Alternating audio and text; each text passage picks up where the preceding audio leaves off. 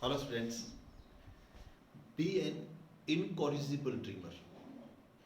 Even when your dreams do not come true, don't stop dreaming and dream big. How big dreams? Your dreams are not that you see while you are sleeping, but dreams must be those that do not allow you to sleep. At this positive note, let us take today's class, and the task of today is prove that under root 2 is an irrational number. Irrational. So this we will start by taking contrary to what is to be proved. Let us say, okay, let us say that under root 2 is a rational number. So let under root 2 is a rational number that can be written in the form of P upon Q, where R and S are both integers. Say it is in the form of R upon S, where R and S both are integers and S is not equal to 0. The question was given to us that prove that under root 2 is a irrational number. So we said that okay, contrary to what is to be proved, let us say it is a rational number. And rational number can be written in the form of P upon Q or R upon S. The condition is that this must be integer, this must be integer, and this should not be 0. So R and S are integers and S is not 0. Now under root 2 can be written as A upon B.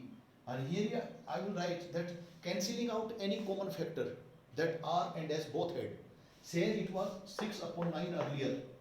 R upon S, just to make you understand, suppose R upon S was 6 upon 9. This was containing 2 into 3. This was containing 3 into 3. And this is R upon S. So this is cut and now this R upon S becomes A upon B. There it was R upon S was 6 upon 9. A upon B is 2 by 3. That means now we have made both A and B as coprime, and A and B do not contain any common factor other than 1. So they are said to be coprime. A and B are coprime. We have already cancelled out any common factor. This was just to make you understand. R upon S and a common factor is cancelled. This number became A upon B. To make you understand, I took R upon S as 6 upon 9, and that was containing 3, and this was also containing 3 as a factor. So that common factor has been cancelled, and now this has become A upon B. And A and B both are coprime, mind you, and now under 2. Now if you multiply this B, transposing B to the other side of sign of equality, it becomes B under root 2 and A. On squaring both the equations, it becomes A square, and this becomes B square into 2. Now this will suggest A square is containing 2 prime factors at least, that is 2 and 1. 2 is a prime factor of A square. That means 2 will divide A square. And in the previous class itself we have seen, if 2 divides A square, 2 will also divide A. That was the theorem. So here it suggests 2 divides A. And why it divides? Because 2 is a prime factor of A square. And 2 is prime factor, 2 will definitely divide A square. And as per the theorem that we have studied in the previous class, that is previous class means in the previous, you can say, lecture, if 2 divides A square, 2 will divide A, that we have kept, and now let this be there.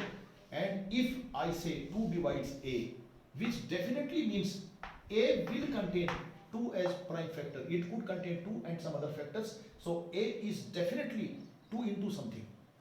If 2 divides A has to be 2 into something, then only 2 could divide A. If 2 divides A is something like 2 into C, and this is 2, and using 2 in 1, I will write here 2C square and B square into 2. This becomes 4C square is equal to B square into 2. We cancel out, so it becomes 2C square is equal to B square. Now this will prove that 2 divides B square. That will say 2 divides B square means 2 will also divide B. That means 2 divides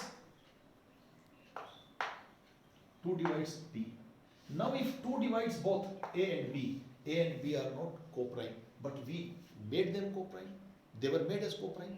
So this contradiction has arisen because our wrong supposition that under root 2 is a rational number. A and B were made as co-prime numbers. That means other than 1 there was no common factor. But our this process has proved that 2 divides A, 2 divides B. That means A is a common factor both for both A and B. This is contradictory to what we said, and this contradiction has arisen only because we have supposed under root 2 be a rational number. It is not rational, it is irrational. So this is what all about this question.